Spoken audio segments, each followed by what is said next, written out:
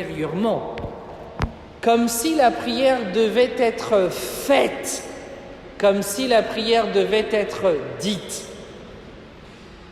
Parce que la prière, on va le voir tout à l'heure, va beaucoup plus loin qu'une simple action, qu'une simple œuvre. Le but de mon propos n'est pas tant de vous dire comment prier. Dieu merci, vous êtes tous plus ou moins de grands priants. Cependant, afin de comprendre ce qu'est la prière, je voudrais vous inviter dans cette modeste conférence à tourner notre regard vers Jésus-Christ. Nous allons essayer de voir ce que nous apprend le Seigneur lui-même sur la prière. À partir de là, nous tirons quelques conclusions pour notre propre vie spirituelle. Premier point, comment est-ce que Jésus priait ? Dès qu'on évoque la prière dans les évangiles, on pense à la prière de Jésus. Si la prière du Seigneur est mentionnée dans divers passages de l'évangile, comme dans Saint Jean, ce qu'on appelle la prière sacerdotale, Jean au chapitre 17, au moment où Jésus ressuscite Lazare, ramène à la vie Lazare au Jean chapitre 11, au moment cruciaux de sa vie, il nous faut cependant nous arrêter sur un évangile en particulier, l'évangile selon saint Luc. Parce que Luc est en effet l'évangéliste qui mentionne le plus souvent Jésus en prière. D'abord au moment du baptême de Jésus dans le Jourdain. Nous sommes au chapitre 3, verset 22. Ensuite, après la pêche miraculeuse, la purification d'un lépreux, il est dit que Jésus allait dans les déserts et qu'il était en train de prier, au chapitre 5 de l'évangile selon saint Luc. Nous avons également une grande section de l'évangile quand Jésus accomplit son ministère, où il nous est montré que Jésus passa la nuit entière en prière avant de choisir ses 12 disciples qui deviendront plus tard les apôtres.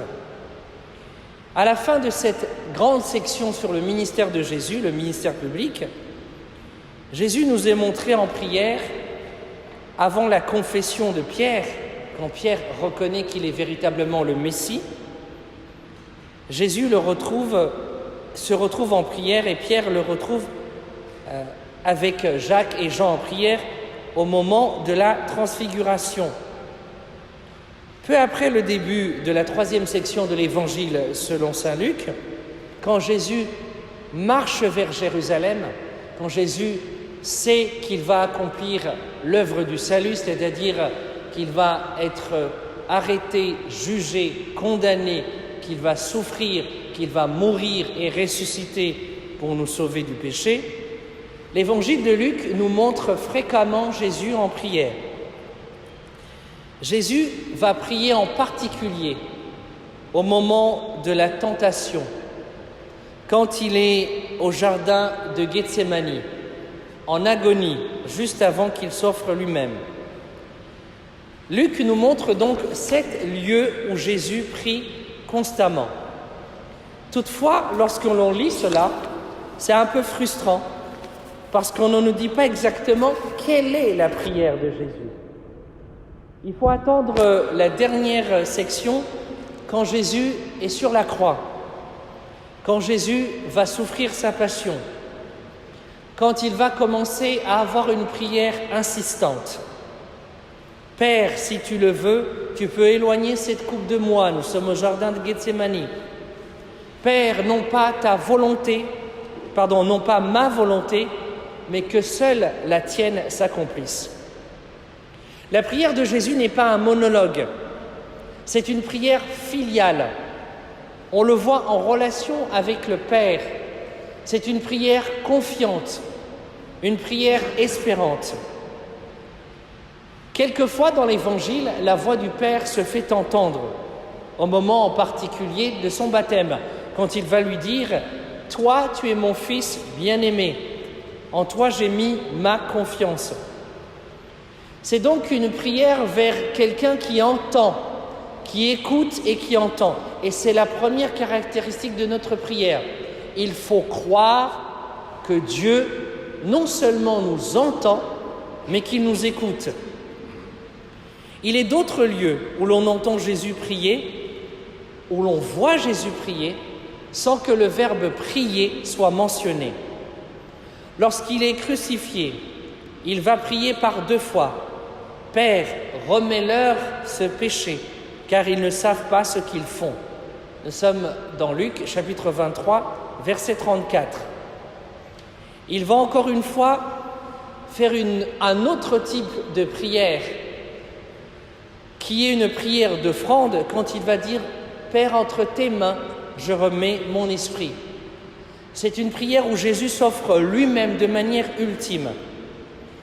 Ces 2 prières sont le modèle de la prière pour celui qui lit l'Évangile. Il s'agit de l'abandon entre les mains du Père, dans une confiance totale au regard de la providence du Seigneur. Mais nous avons une autre prière que Jésus nous a laissée, j'y reviendrai tout à l'heure, c'est le Notre Père, parce que nous allons voir que le Notre Père qui est présent dans les évangiles synoptiques, aussi bien dans l'évangile selon saint Luc, selon Matthieu, selon Marc, c'est une prière complète. Quand nous souffrons de ne pas pouvoir pardonner, Jésus nous aide à prier pour nos ennemis parce qu'il l'a fait lui-même sur la croix. Alors il y a une chose que moi j'aime avec Jésus. Tout ce que Jésus nous a dit de faire, il l'a fait lui-même et il l'a fait en particulier au cours de sa prière. Jésus nous demande de prier pour ses ennemis, il l'a fait au moment de la croix.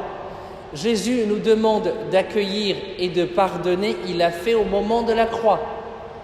Jésus nous dit de persévérer dans la prière, de ne jamais abandonner. Jésus l'a fait tout au long de sa vie. Mais Jésus a fait également des prières qui ont un caractère de louange et de bénédiction. Je te bénis, Seigneur Père du ciel et de la terre, puisque tu as caché cela aux sages et aux savants, mais que tu l'as révélé à tes enfants. C'est une prière de louange et de bénédiction. C'est même une prière jaculatoire qui jaillit spontanément de Jésus.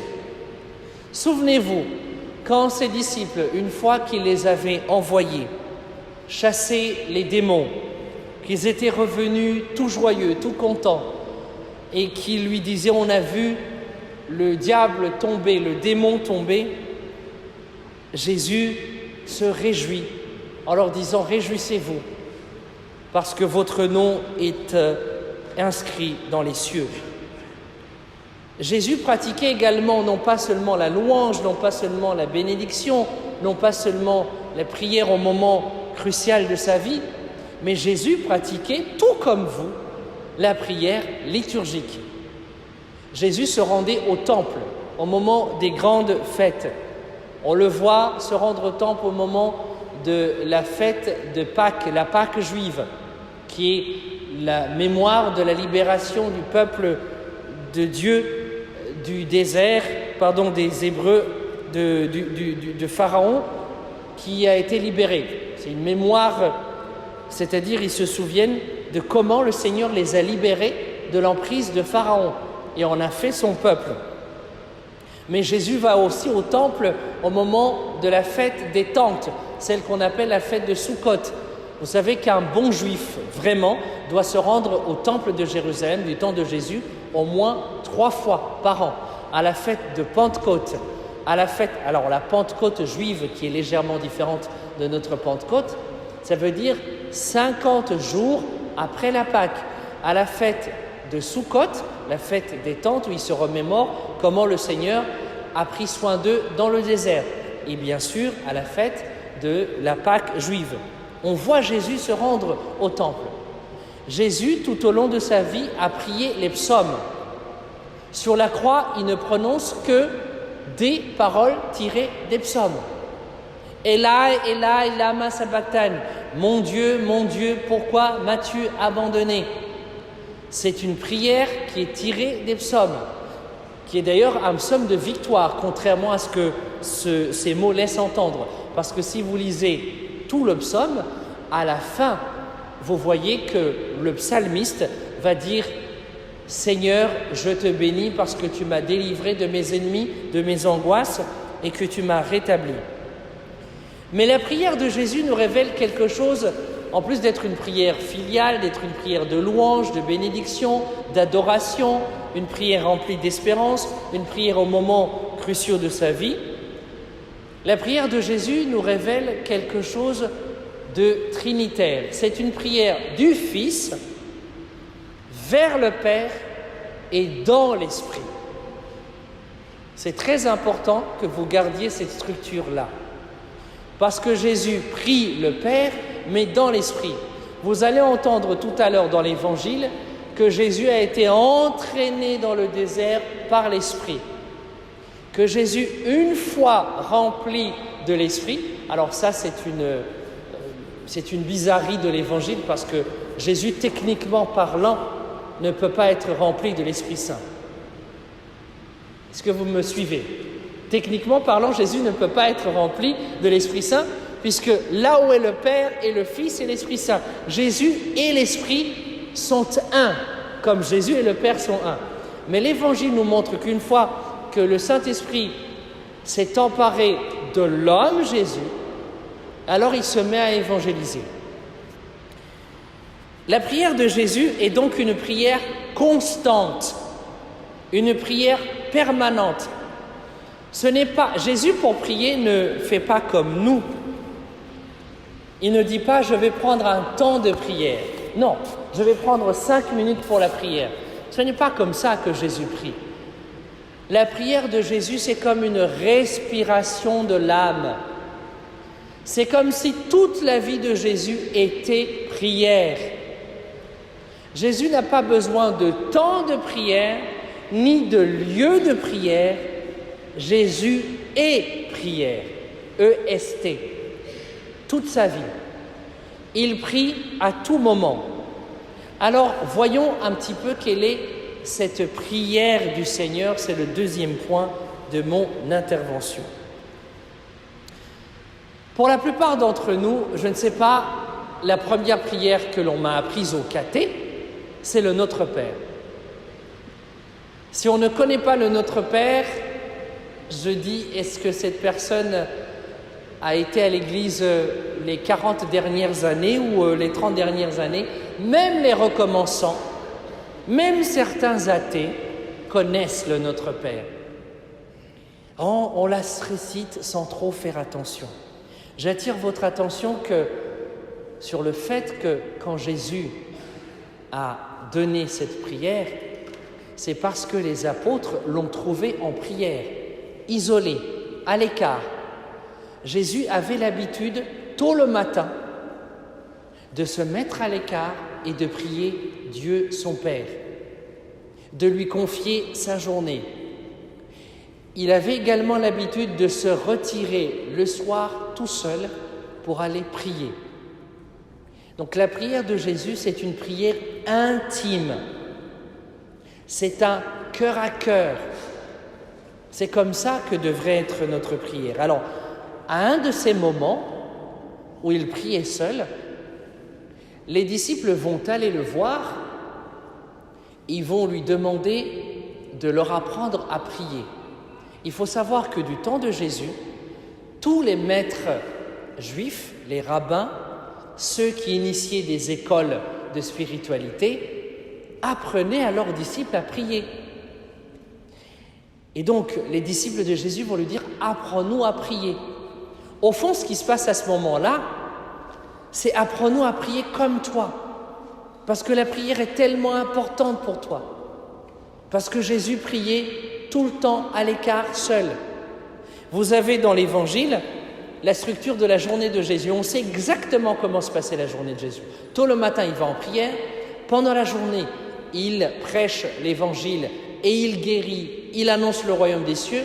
Le soir, il se retire et tout au long de la journée, il y a des séquences de prière. Si nous structurons notre vie comme celle de Jésus, alors nous imitons Jésus. Alors entrons dans la prière de Jésus, celle qu'on appelle la prière dominicale. Attention, la prière dominicale n'a rien à voir avec le dimanche aussi. Ça ne veut pas dire la prière du dimanche, ça veut dire la prière du Seigneur. La prière du Dominus. Dominus, ça veut dire Maître, Seigneur. Jésus va leur donner une prière. Il va leur dire, quand vous priez, dites « Notre Père qui es aux cieux », vous connaissez la suite. Nous n'avons pas le temps de développer cela ici, mais je vous invite à lire un très beau livre de Benoît XVI qui s'appelle « Jésus de Nazareth ». C'est d'ailleurs, si vous voulez lire un beau livre de Carême pendant 40 jours, je vous invite à lire les 3 tomes. Bon, vous pouvez laisser le dernier tome qui concerne l'enfance de Jésus, mais lisez en particulier les 2 premiers tomes. Le premier tome s'appelle « Du baptême dans le Jourdain jusqu'à la transfiguration ». Dans cette section-là, vous avez 41 pages sur le Notre Père. Je ne sais pas si vous vous rendez compte. 41 pages sur le Notre Père. Parce que Benoît XVI nous montre, dans ce livre, qui n'est pas un livre qu'il a écrit en tant que pape, mais il a écrit en tant que théologien, il nous montre comment la prière du Notre Père est la prière la plus complète qui soit. D'abord, c'est une prière où il y a l'adoration de Dieu. Les 3 premières demandes sont toutes tournées vers Dieu. Que ta volonté soit faite, que ton règne vienne, que ton nom soit sanctifié. Ensuite, ces demandes sont reliées entre elles. C'est une prière en cascade. C'est parce que le nom de Dieu est sanctifié que la volonté de Dieu est faite. Et c'est parce que la volonté de Dieu est faite que le royaume des cieux peut advenir. Je ne sais pas si vous réalisez. Jésus nous dit, dites que ton nom soit sanctifié. Alors, il y a une partie sur le Notre Père qui est aux cieux. Je ne vais pas développer cette théologie-là, mais le fait de dire sanctifier le nom de Dieu, c'est faire sa volonté. Et faire sa volonté, c'est ouvrir son cœur au royaume des cieux. Les autres demandes, c'est même pas vraiment des demandes, sont tournées vers nos besoins humains. Donne-nous aujourd'hui le pain de ce jour. Ça ne vous a jamais frappé le fait que Jésus dise « Donne-nous aujourd'hui le pain de ce jour ». Il y a une tautologie ou pas? Et pourtant, ce n'est pas une tautologie. Parce que quand vous lisez cette partie-là en grec, eh bien vous allez comprendre que Jésus nous invite, nous ramène au désert. Ça tombe bien, on est au désert aujourd'hui. Quand les Hébreux devaient se contenter de ce que Dieu leur donnait au jour le jour. Dieu sait ce qu'il est suffisant à chacun d'entre nous. Et donc cette prière nous fait entrer dans l'aujourd'hui de Dieu. L'aujourd'hui de Dieu, c'est l'aujourd'hui de ta vie, ce que tu vis maintenant. Il y en a parmi vous peut-être des gens qui traversent des moments de galère, j'en sais rien, des moments de doute, des moments de crise. Eh bien ça, c'est l'aujourd'hui de votre vie. Eh bien, dire à Dieu, donne-nous aujourd'hui, ça veut dire dans les circonstances qui sont les miennes, dans mes doutes, dans mes angoisses, dans mes craintes, donne-nous aujourd'hui le pain de ce jour. Ça veut dire, Seigneur, j'ai confiance en toi, je sais que ta providence ne m'abandonne jamais. Formidable Jésus, il est extraordinaire notre Jésus. C'est normal, vous me direz, c'est le Fils de Dieu. Non, c'est le Fils de Dieu, mais il nous a donné une prière extraordinaire. Ensuite, pardonner à ceux qui nous ont offensés, c'est relié à délivre-nous du mal, délivre-nous du malin, délivre-nous de la tentation. Délivre-nous de quelle tentation? Pas seulement des tentations, des péchés que nous listons souvent quand nous allons nous confesser, ce qui est une très mauvaise confession, par cela étant dit. J'ai un grand confesseur qui ne démentira pas ce que je viens de dire. Mais la prière de Jésus est une prière filiale. C'est une prière donc qui nous invite à prier comme des enfants de Dieu. Souvent, quand nous venons prier, nous sommes des urgentistes de la prière. Nous venons voir Dieu parce que nous avons un problème, comme si Dieu était une solution à nos difficultés. Ça s'appelle le syndrome du Dieu bouche-trou. Nous ne pouvons pas expliquer des choses, donc nous allons prier Dieu. Toc, toc, toc, Dieu, j'ai besoin d'argent. C'est vrai que tu as besoin d'argent. Et c'est important. Mais te souviens-tu que tu es enfant de Dieu? Te souviens-tu que Dieu t'aime passionnément, à la folie? Quand je suis entré tout à l'heure, quand je suis arrivé dans cette église, je me suis arrêté 5 minutes devant l'entrée. Vous avez une belle fresque où il y a la croix de Jésus, quelqu'un qui se raccroche à cette croix. Et qu'est-ce qui est marqué devant? Qu'est-ce qui est marqué? Oh mon Dieu! Le curé ne va pas être content, ni moi non plus. Qu'est-ce qui est marqué là, à l'entrée? Pardon? Non mais qu'est-ce qui est marqué? Il y a une phrase qui est marquée. Pardon? Pardon? Jésus vous aime, oui? Allez-y. Jésus s'aime et s'est livré pour moi. Alors, il y a autre chose qui est marqué. Bon, vous voyez comment on se raccroche sur la croix? Allez revoir. Vous voyez comment on se raccroche sur la croix? Eh bien, c'est ça la prière.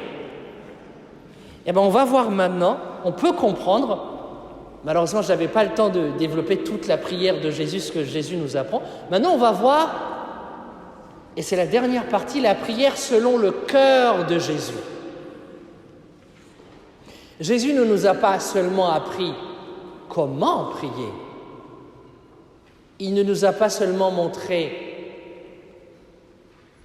lui-même en train de prier, il nous a montré ce qu'est la prière. Prier comme Jésus veut dire entrer en relation avec Dieu. Il s'agit de dialoguer dans la confiance, dans un amour filial avec le Père des cieux. La prière n'est rien d'autre que l'intimité avec le Seigneur. Vous voulez une définition simple? La prière, c'est l'intimité avec le Seigneur.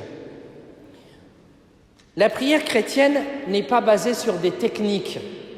Ça n'a rien à voir avec le yoga. On ne vous dira pas tu vas prier quand la lune sera au zénith ou le soleil, j'en sais rien. Tu vas prier dans telle posture. Non. La prière, c'est ouvrir son cœur au cœur de Jésus. C'est un cœur à cœur avec Jésus. Saint John Henry Newman disait que la prière, il le disait en latin, c'est loquitur ad loquitur est. C'est un colloque. Est-ce que vous avez des amis intimes parmi vous? Alors je m'adresse aux parents et aux jeunes. Souvent quand on a un ami qu'on aime bien, un pote, vous avez peut-être un pote ou un collègue, vous pouvez lui envoyer un message à 2h du matin, pas de souci. Vous pouvez échanger sur tout et rien, pas de problème. Ça ne vous gêne pas. Parfois, on s'envoie des trucs hyper ridicules par SMS, par Snapchat. Eh bien, la prière, c'est cette connexion avec Dieu. Vous en avez besoin tout le temps. La prière, c'est l'oxygène du chrétien. Si vous ne priez pas, vous êtes mort spirituellement. Un chrétien qui relâche sa prière est en danger de mort cérébrale. Coma total. Pire que le coronavirus. Un chrétien qui ne prie pas, c'est un chrétien non seulement qui ne se souvient plus qu'il est aimé du Père,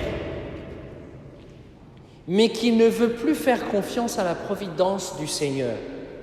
Si l'on suit la logique du Christ, ouvrir son cœur à Jésus, c'est aussi prier comme lui. J'aime bien cette phrase de la messe, par lui, avec lui et en lui. La prière, c'est prier par Jésus-Christ, avec Jésus-Christ, en Jésus-Christ, et prier le Père par Jésus-Christ et dans l'Esprit. Prier en se souvenant que tout ce que nous pouvons demander à Dieu, tout ce que nous pouvons désirer, tout ce que nous pouvons souhaiter, Dieu le connaît et il nous aime. C'est une prière expectante. Vous savez ce que c'est? Alors c'est une expression un peu théologique, mais qui est très belle. Une prière expectante, c'est quoi? C'est prier comme si Dieu avait déjà agi dans ce que tu as demandé ou dans ce que tu espères. C'est espérer contre toute espérance. L'espérance ne déçoit point. Romains 5,5. C'est facile à retenir. 5,5. C'est espérer que Dieu, dans sa miséricorde, dans sa bonté, m'a déjà exaucé. Pas de la manière peut-être dont je désire, mais Dieu, il est au fond un peu comme les parents ici. Alors, est-ce qu'il y a des parents parmi nous? Oui. Supposons que je sois votre petite fille adorée. J'ai entendu plein de parents qui déposaient... Alors, la catéchiste en chef appelait tous les enfants chérie. Ça m'a fait sourire et j'ai aimé. Mais pourquoi tu es en retard, chérie? Voilà. Tout le monde, sans aucune distinction. Alors, supposons... Alors, je me mets dans un cas de figure où je suis votre petite fille. D'accord? Je m'appelle Steve. Supposons que je m'appelle Stevine. Que je viens à 2h du mat. Maman, j'ai besoin d'un chocolat. Nous sommes mardi soir. Je me lève à 7h pour aller à l'école. Vous allez forcément me donner le chocolat? Et les mamans qui sont là, vous allez forcément me donner le chocolat? Non. Me dire, va te recoucher. On verra plus tard. Et Dieu, des fois, il nous écoute, il nous entend. Alors la prière est aussi, et surtout avant tout, un dialogue. Dialoguer veut dire écouter et parler. Alors écouter dans la Bible est différent d'entendre.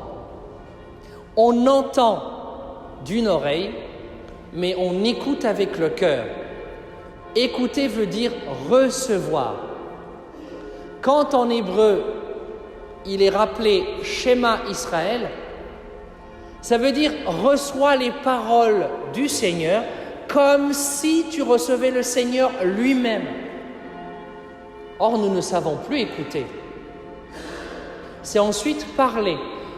Et je termine parce que la cloche sonne en vous rappelant que comme pour Jésus, on a 4 types de prières.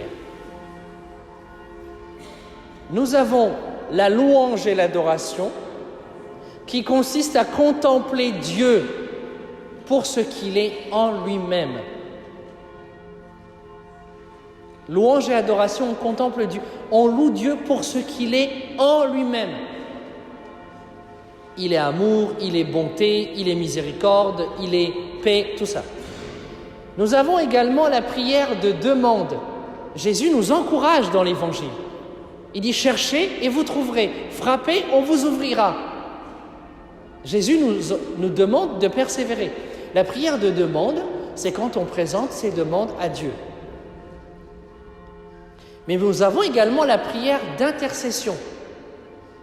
La prière d'intercession, c'est quand nous prions aux intentions des autres et que notre prière embrasse les besoins de l'humanité. Jésus a pratiqué aussi cette prière-là. Mais dans notre prière, nous devrions avoir une prière d'alliance. C'est-à-dire une prière qui comprend des dimensions de pardon, merci, s'il te plaît. N'oubliez jamais de remercier le Seigneur. Même quand vous êtes dans un tunnel et que vous ne voyez pas le bout du tunnel. Ça s'appelle prier comme un enfant de roi. Prier comme Jésus lui-même prie. Demandons la grâce au cours de cette Eucharistie qui va suivre, que Jésus lui-même nous apprenne à prier comme lui, à prier avec lui, à prier par lui, à prier en lui. Amen. Au nom du Père et du Fils et du Saint-Esprit. Amen. Eh bien, pour remercier le Père Steve, nous allons le